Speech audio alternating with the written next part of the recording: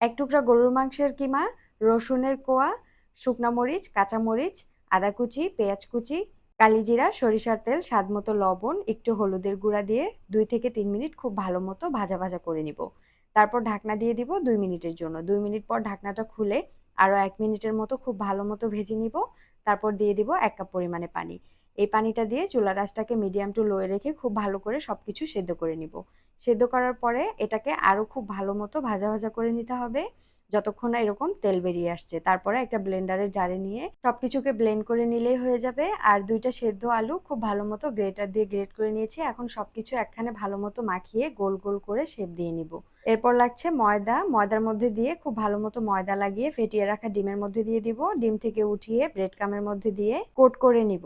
এরপরে ডুবো তেলে ভেজে নিতে হবে। অবশ্যই চুলার আঁচটাকে লোয়ে রেখে ভাজতে হবে, না হলে সবগুলো পুড়ে যাবে।